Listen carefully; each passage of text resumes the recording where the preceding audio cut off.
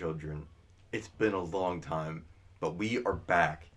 Episode 97, we're going to be talking about Kecksburg, roaming black holes, and the sexual deviant Benjamin Franklin. We were going to record last week, and then... Never came to fruition. Well, I couldn't speak last week. Yeah. And then what happened the week before? We just didn't. No, we recorded the week before, didn't we? No, it's been 2 weeks. Oh. Fuck, yeah. So I guess technically the last time we... So it's been 3 weeks since we've actually had one put out? Damn, brother. Indeed. So you want to get in... Just want to get straight into it today? Mm-hmm. Head first. Dick first? Let's dive dick first into this podcast. Yeah, when I pencil dive, I go dick first, really. That's why it's called pencil dive. Because it's a pencil? Pencil dick. Oh, that was uncalled for. That was out of pocket. I think it was called for.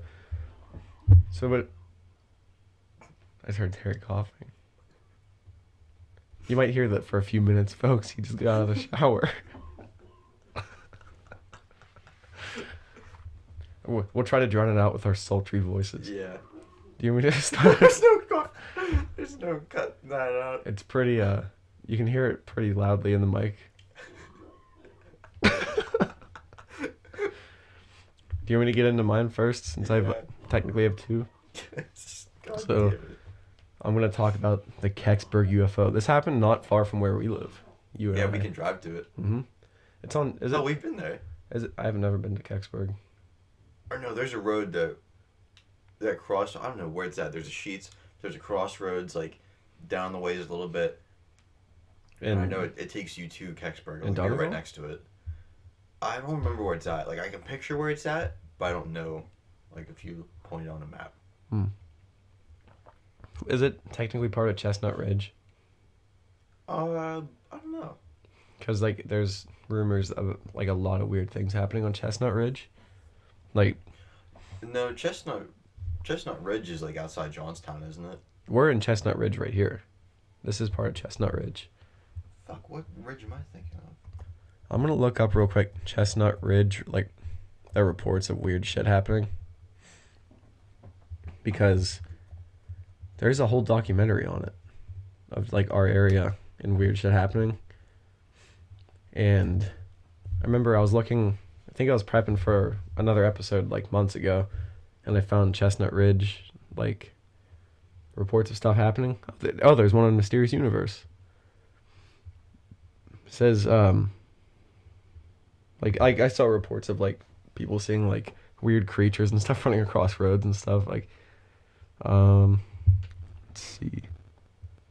Wait, there's a Mysterious Universe about Chestnut Ridge. There's an article on it. Huh, that's pretty cool. Because your phone is crackling. Is it my phone or is it your phone? I don't know. I'll put my phone on the ground. But yeah, there's a old documentary called Invasion on Chestnut Ridge about, like, weird shit happening here because, like, there's so many reports over the years, stuff happening. Is that still Ligonier, or is this, like, the Ridge, like... I don't know if Ligonier's part of Chestnut Ridge.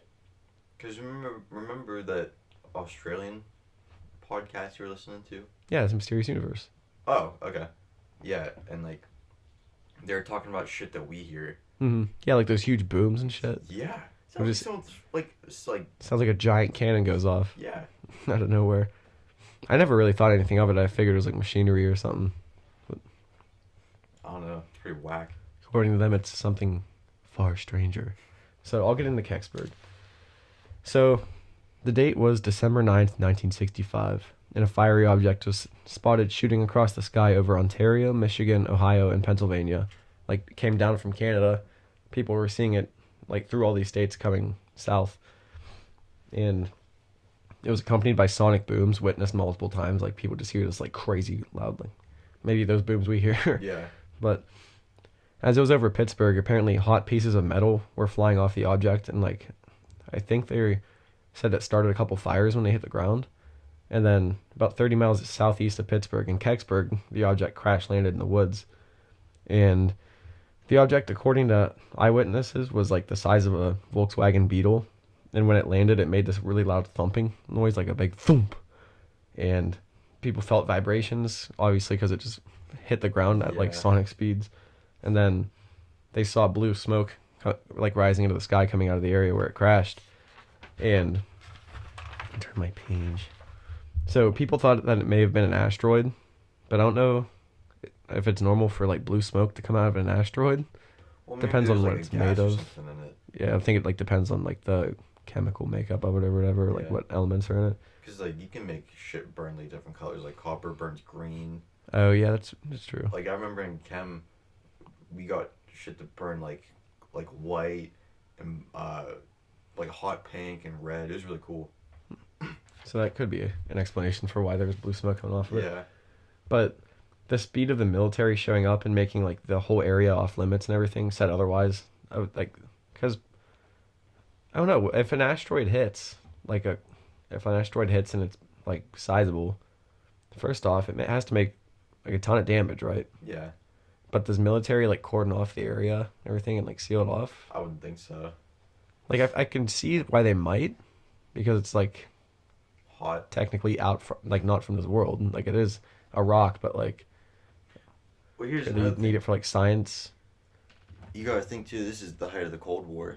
That's true. Yeah, some people thought it was like a satellite that crashed or like a missile test gone wrong, but on December 10th, which is the next day, like the day after this thing crashed, the Greensburg Tribune-Review wrote an article saying that, quote, the area where the object landed was immediately sealed off on the order of the U.S. Army and state police officials, reportedly in anticipation of a close inspection of whatever may have fallen. State police officials there ordered the area roped off to await the expected arrival of both U.S. Army engineers and possibly civil scientists. So they roped it off because they wanted people to come inspect it. And after they searched the area, they said that they have found absolutely nothing and declined any reports of a plane crash, a missile test gone wrong, satellite, asteroid, or anything. They said nothing happened. But John Murphy, he was a radio station WHJB reporter. I don't know if that's still a radio station. I'll look it up. But WHJB? Yeah. He said he was one of the first people to arrive on the scene, and he got photos of a giant acorn-like object the size of a Volkswagen Beetle. What? Classic 107.1 FM. That's what I was listening to yesterday. Really? Yeah. I didn't know it was that. But yeah, he said it looked like an acorn, like a big acorn-shaped object, and it was the size of a Volkswagen Beetle, and it was covered in markings that looked similar to like hieroglyphics. And he said that shortly after he took the photos, the military confiscated them. Like they came to his house and took his like photos that he took. He also produced a radio documentary called Object in the Woods, where he told about what he saw that evening, but the military also heavily redacted that, and he was apparently never able to tell all like what he saw that night because the military was like, you don't speak about this. So on top of this, he was killed 4 years later while vacationing in California. I think he was hit by a car or something, but we don't know if that's connected. People get hit by cars all the time. Yeah. It's part of the conspiracy of like government cover-up and everything. So back on the night of the object crashing, there was also people who supposedly saw the object, including multiple volunteer firefighters. I thought he was coming in. I thought he was too. He was stomping. He's on a mission. He's brushing his teeth. So even though the military saw nothing, they removed an object on a flatbed truck and they covered it with a tarp. So they said they found nothing, but that same night there was a flatbed with a huge object that was covered up and left the area. And I think I heard rumors of it being taken to Patterson Air Force Base. Patterson, right? I think it's in Ohio. That's where they supposedly took the UFOs from Roswell. Okay. We hit them there instead of in Area 51. So the official explanation of the object is that it was a meteor, but there's also rumors that it was a Soviet atmospheric probe, which is called the Venera 4. So in December 2005, a spokesperson for NASA said that they examined fragments from the object and determined it was part of a re-entering Russian satellite. And I have a note in my quote in my notes. So, this is longer than I remembered it being. That's what she said. So the quote says, this is from that NASA spokesperson. It said, the object appeared to be a Russian satellite that re-entered the atmosphere and broke up. Or, wait, this isn't the spokesperson. This is from the Associated Press. But records of what they found were lost in the 1990s. The claim contradicts what journalist Leslie Kean was told in 2003 by Nicholas L. Johnson, NASA's chief scientist for orbital debris, as part of the As part of the new sci-fi investigation, Kean had Johnson recheck orbital paths of all known satellites and other records from that period in 1965. Johnson told Kean that orbital mechanics made it absolutely impossible for any part of the Cosmos 96 Venus probe. That was the same probe. It's two different names. The Soviets and the Americans had different names for it. So, where was I? Okay, yeah. Absolutely impossible for any part of the Cosmos 96 Venus probe to account for either the fireball or any object at Kecksburg. Johnson also stated that there were no other man-made satellites or other objects that re-entered the atmosphere on that day. Thus, this raises the question as to what the Russian satellite, in quotes, could account for the debris that NASA now admits they examined. Furthermore, Kean and others deem it highly questionable that NASA could actually lose such records. In December 2005, a lawsuit was filed to get NASA to search more diligently for the alleged lost records. On October 26, 2007, NASA agreed to search for those records after being ordered by the court. The judge who had tried to move NASA along for more than 3 years angrily referred to NASA's previous search efforts as a ball of yarn that never fully answered the request, adding, I can sense the plaintiff's frustration because I'm frustrated. During the hearing, Steve McConnell, NASA's public liaison officer, admitted 2 boxes of papers from the time of the Kecksburg incident were missing. Stan Gordon, principal investigator of the Kecksburg incident for several decades, stated, I have no doubt that the government knows a lot more about this than it was revealed to the public. So NASA said it was a Russian satellite, but then records say it's impossible for that to be a Russian satellite, and they also said that they lost all records on the Kecksburg object. When does NASA really lose records? I mean, yeah, they got their shit together. Loud sneeze. Obviously people could lose records, it's human error, incompetence could cause shit to happen. So I guess it is possible, but it's unlikely that they would lose the records, so I don't know. Yeah, they're not hiring fucking crackheads. Yeah, crackheads aren't dealing with NASA's documents. Yeah. So there's obviously a lot of shady shit involved. If it was a Russian satellite, how would you explain the hieroglyphics that they saw in the object? And Russian satellites weren't shaped like acorns. Weren't they the balls with the antennas hanging off of them, the Sputnik episode? Yeah, that's what that was based off of, the Sputnik. So I don't know if that was. I don't know. I guess if you don't know what Russian looks like, it would look kind of weird. They still have it's still letters like ours though. Yeah. If you saw Italian, you wouldn't be oh shit, what are these hieroglyphics? Because they're still the same English letters. And most of Russia's letters are still the same letters we use. They just look weird. There's some letters that obviously are different. Well, I'll look up. They look like they're tainted from the poor government of communism. I'll look up the Venera 4 satellite. He's clipping his toenails. I can hear that. You guys are getting a full show today. Yeah. Welcome back. Episode 97. Okay, so I'm looking at pictures of the Venera 4. And it looks like a ball. It looks like a ball with the top cut off. And all the letters I can see are CCCP, which is USSR. So yeah, you wouldn't mistake 3 C's and a P for hieroglyphics. Yeah. Unless he ripped it apart and was getting into all the little stampings and stuff on the inside parts, but I highly doubt that happened. So I don't know.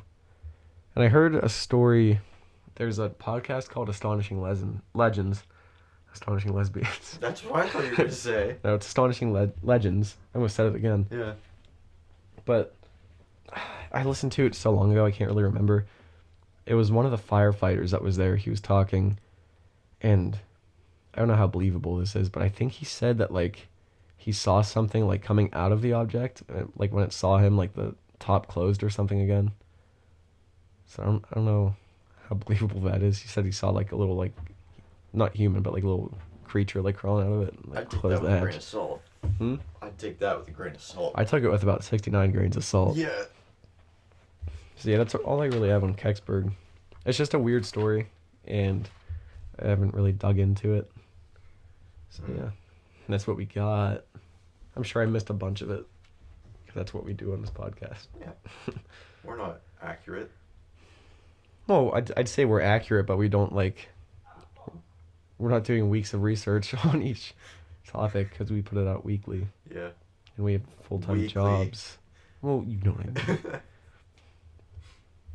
Yeah. So maybe if someday this is our job, we'll definitely do deeper research. But yeah, when we have time to do it. But right now, 9 hours of my day is consumed by work. Yeah. 7 to 3:30. Baby. Sorry, guys. I'm still a little wary. I've grown quite wary. So, tell me about Benjamin Franklin. Okay. So I did this because I was expecting this was going to be out on the 4th of July. It was not. But I decided to do Benjamin Franklin since he's, like, a founding father, pretty much. And, like, I heard before that he was, like, some, like, sex fiend. But I never really believed it. Yeah, I heard he was, like, a party animal. Yeah, he was. I have one question before you start. Yeah. Did he have orgies? I'll get into that. Okay. I don't know if he held them, but we'll get into it. Okay. Okay, so, like I said, like, he's, like, probably one of the most influential men in America, just because of all the shit he did, and, like you still hear people say all the time, an apple a day keeps the doctor away, a man who a man who goes something wise, healthy, and wed, or something like that. Wise, healthy, and wet? Wed. Oh. I heard a story the other day that they didn't let him write I don't know if it was the Constitution or the Declaration. I think it was the Declaration of Independence. I heard they didn't let him write that because they thought he would put jokes in it. Really? They wouldn't let him write it. That's hilarious. That's why Thomas Jefferson wrote it. In, like, a day? Yeah. Yeah, so he was kind of a trickster. And so, like, his place is cemented. Like, for fuck's sakes, he's on the $100 bill. But like, money. Yeah. He's money. Yeah. And he was, like, he helped the states, or the colonies, during the Revolutionary War. And, like I was saying, like, I've heard before that people said he was into some weird shit, but I never actually heard anything about it. And so, there's this guy who, like, he was known to be very promiscuous with, like, women's and such. And there's this one time where he was at a party and some artist walked in on him and there was this girl sitting on his lap and the guy drew a fucking sketch of it and it still exists. Like, they don't know 100% that it was Ben Franklin, but they're, like, people are pretty sure that it was him that was supposed to be in this drawing. And so while he was trying to help Americans secure their freedom from England, he went to Europe, like, kind of like on peacekeeping missions almost, and he was, like, trying to rally support and, like be like, yeah, fuck the British, and, like, give the... In England. Huh? In England. And you won England and, like, across Europe, like France and places like that. Oh, okay. And, yeah, I'm sure France would have been all over that because they were, like, rivals at the time. And, yeah, so, like, while he was there, like, obviously he met, like, a lot of influential people because he's trying to, like, get people in power to give them shit. And he started rubbing elbows with all these rich people. And so some of those people were known to also be sexual deviants. And Franklin was titillated. And... It's like, what is this? What is this? What do my fingers smell? And so he was like, hey, I used to like some weird shit, and like obviously he was gonna do whatever to help secure the freedom of the Americans, so he can't say no. It's like it's the implication. It's about the implication. Yeah, you're certainly not in any danger. No one's in danger. These are Sunny references. Yeah. For the uncultured. Yeah. One of these famous friends of his was Sir Francis Dashwood. I think that's a cool fucking name. Dashwood. Dashwood? Hello. You don't need to whisper. We've heard you the entire time. They're right inside my door. Maybe you guys shouldn't have moved the studio right next to the bathroom. We heard you clipping your toenails. My fingernails? Oh, we just kept hearing like... Yeah. We heard sneezing and coughing. It was cool. We got the full Terry experience. You're part of history now. Thank God. At least I'll be remembered for something. He cemented his place in history. That was Joffrey, not Terry. What? That cough. Yeah. Yeah, so this guy, he like sympathized with the Americans, and he was English, and he went around Europe just having like he had a whole trip where he went to all these different cities and just fucked his way across the nation or across the continent, really. Orgies in the name of freedom. Yeah, and he invited Benjamin Franklin to stay with him, like while he was over in England, and so his house was like the scene of his like sex parties, like when he wasn't traveling, and there was this fucking church. Well, okay, let me back up a little bit. There's a fucking church? Yeah. There was a... You're lying to me? Where are your keys at? We're gonna have to put this on pause for a second. Ben, Never mind. keep them in her... Okay. Okay, so he inherited a bunch of money, and he was like kind of young. Well, not young, but, you know, like he didn't have to do anything, so he could do whatever the fuck he wanted. But yeah, there was this abandoned church on his like estate, and he used that as the place where like all this shit went down. Like It's so blasphemous. He had stained glass windows put in of like the members of his parties, like fucking people, in this abandoned church, and like he had it fixed up, so it was nice. But like it got to the point where so many people knew about it that he like dug tunnels underground, so they could get in without like... Well, I don't think they even went to the church at that point. It was just this fucking massive underground orgy. Oh, there were orgy tunnels now? Yeah. Oh. I thought you meant, like, to get into the church. No. But I'm getting ahead of myself. So, Dashwood's estate, it was the site of the Hellfire Club, which was the name of this club where all these, like, rich folk would come and fuck. And so, his estate... yeah, it was like where all these people would come. These guys would bring these like young women, and they just kind of do some weird ritualistic shit. Is that a word? Ritualistic? Yeah. And what solidifies the idea that Franklin attended this meeting is that he described the tunnels below Dashwood's estate. So like obviously there's like one reason that he'd have to be down there, and he was also there just like investigating. Yeah, yeah. And like he stayed there for like a month, and there was a meeting held at between the time that he was there. So like, why wouldn't he go? You know what I mean? Bunch of tunnel rats having sex in the dark. Yeah. Wonder if they lit them with candles. What? The tunnels. Oh yeah, it probably. It was just total darkness. You had to feel your way. You know, the fucking way these meetings went on, it was kind of strange. To start every meeting, every man who was there would drink from the navel of one naked lady lying in the center of the room. Okay. That's like belly button. Yeah. And so they'd start off that way, and then they would just spend the whole night like trading like sex stories, and Dashwood had a massive collection of pornographic books. So like, you know, like, thy young woman showed me her ankles, or some shit like that. What? Well, it's the 1700s, Joffrey. Standards are different. Oh yeah. They can't be talking wop, wop, wop.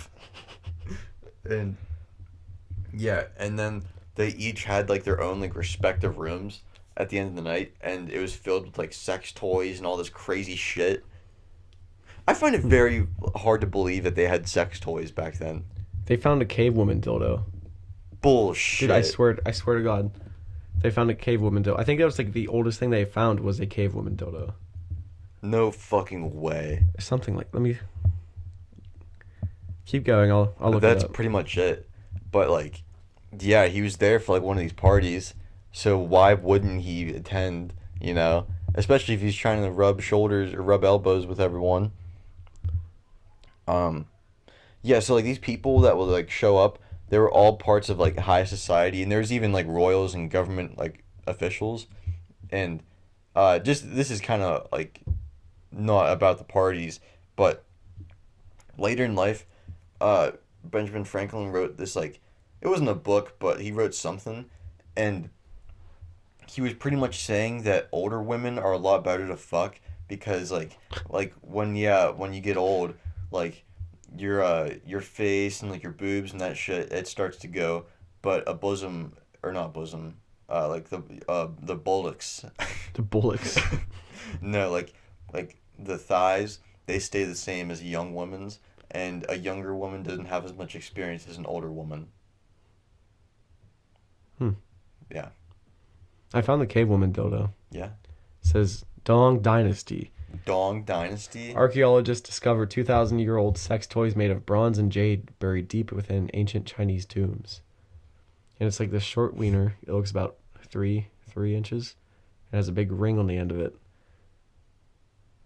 And it says ancient sex toys were discovered in the tombs of aristocrats from the ancient Han Dynasty, which ruled 2 millennia ago.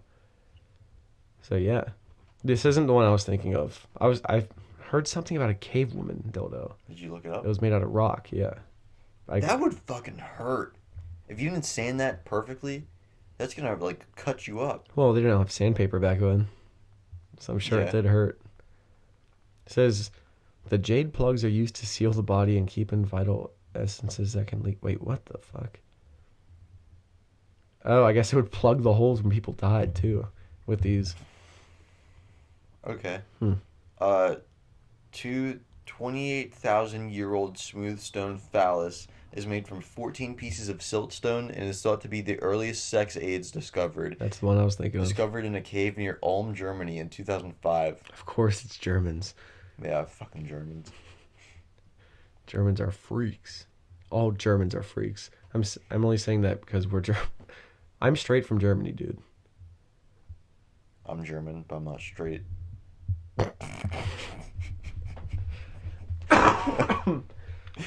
I found a handheld powered Vendy vibrator massager.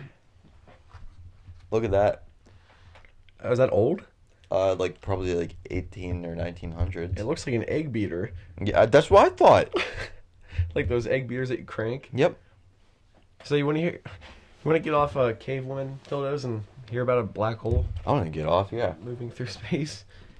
So this is from Smithsonian.com. The article is called Hubble Space Telescope May Have Spotted a Moving Black Hole. It's coming towards us. We're going to die within 5 days. The Hubble telescope has recently spotted what may be a black hole moving through the Milky Way galaxy. It's about 5,000 light years away, and astronomers say it's moving somewhere between 67,000 and 100,000 miles per hour. It's going pretty fast. I don't know how fast that is, like, moving through space. Probably not that fast in an area that big, but still. It's faster than my car goes. So, when Kailash Sahu of the Space Telescope Science Institute spoke about black holes, he said that there should be about 100 million black holes in our galaxy, and that statistically speaking, the closest one to us may be 80 light years away. So, the Space Telescope Science Institute in Baltimore said they found the object to be a compact object of about 7 solar masses, which means it would be a black hole. But scientists at Berkeley estimated it to be between 1.6 and 4.4 solar masses, which may mean it's a neutron star. And like 1 solar mass is like the mass of our sun. So if there's a compact, like a really small object, like relative to other space objects. That's 7 times the mass of our sun. It's pretty much a black hole. So the way that a roaming black hole forms is that a star at least 20 times the size of ours explodes. Gravity crushes its core and it collapses in on itself, and its gravity is so strong that nothing, including light, can escape. The way it becomes a roaming black hole is that the explosion isn't symmetrical, so like it doesn't all implode at once, like, and just stay still. Like if one side collapses faster than the other, it kind of shoots it off into one direction. And yeah, so now it's just moving, and who knows where it'll go next. And I used to think that black holes, like, you know, like the old trope of it, like sucking shit into it. That's not how it works at all. Like if it gets close to it, there's a singularity. I think it's a singularity. Once you get past that, you can't escape it.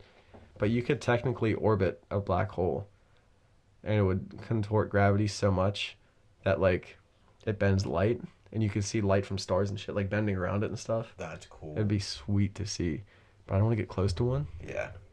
And I think we talked about this before. I read that book. It's called Black Hole Survival Guide. It tells you like everything about black holes, and it said, I think her name is Jan 11. She's like a astrophysicist in New York. She's the one that wrote it, and she said if you were to get sucked into a black hole and like look out towards space as you get sucked in, you'd see all of time pass before you died.